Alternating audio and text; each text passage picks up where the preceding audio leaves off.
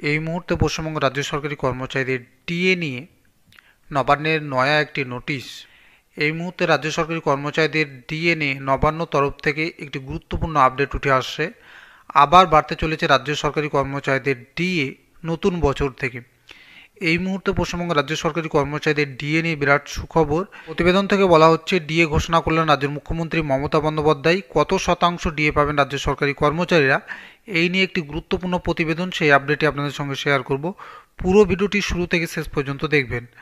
প্রতিবেদন থেকে বলা হচ্ছে, দীর্ঘদিন ধরেই বকেয়া মহার্ঘ ভাতা ডিএর দাবিতে সরব রাজ্য সরকারি কর্মচারীদের সংগঠনগুলি।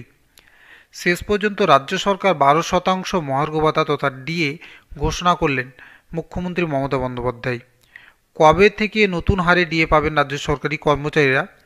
প্রতিবেদন থেকে বলা হচ্ছে, মুখ্যমন্ত্রী জানিয়েছেন নতুন বছরের শুরু অর্থাৎ 1 জানুয়ারি থেকে নতুন হারে ডিএ পাবেন রাজ্য সরকারি কর্মচারীরা ও অবসরপ্রাপ্ত সরকারি কর্মচারীরা।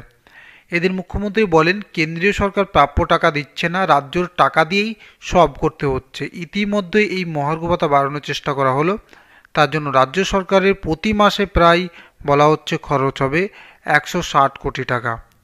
সরকারি কর্মচারীদের প্রায় 35টি সংগঠন ডিএনএ আন্দোলন করেছিলেন। তাদের মূল দাবি ছিল বকেয়া ডিএ রাজ্য সরকারকে পরিশোধ করতে হবে। যদিও সেই বকেয়ার কিছু শতাংশ পাচ্ছেন রাজ্য সরকারি কর্মচারীরা। বলা হচ্ছে, এখন 12% মহার্ঘ ভাতা ঘোষণাকে সরকারি কর্মচারী সংগঠনগুলি কীভাবে নেই সেটাই দেখার। বন্ধুরা, এই মুহূর্তে পশ্চিমবঙ্গ রাজ্য সরকারি কর্মচারীদের জন্য বিরাট সুখবর। নতুন বছর থেকে আবার এক কিস্তি মহার্ঘ ভাতা ডিএ পাবেন পশ্চিমবঙ্গ রাজ্য সরকারি কর্মচারীরা। এই নিয়ে গুরুত্বপূর্ণ একটি প্রতিবেদন, সেই আপডেটটি আপনাদের সঙ্গে শেয়ার করলাম। ভিডিওটি ভালো লেগে থাকলে অতি অবশ্যই একটি লাইক দিয়ে আপনাদের বন্ধুদের মাঝে ভিডিওটি শেয়ার করবেন। ধন্যবাদ।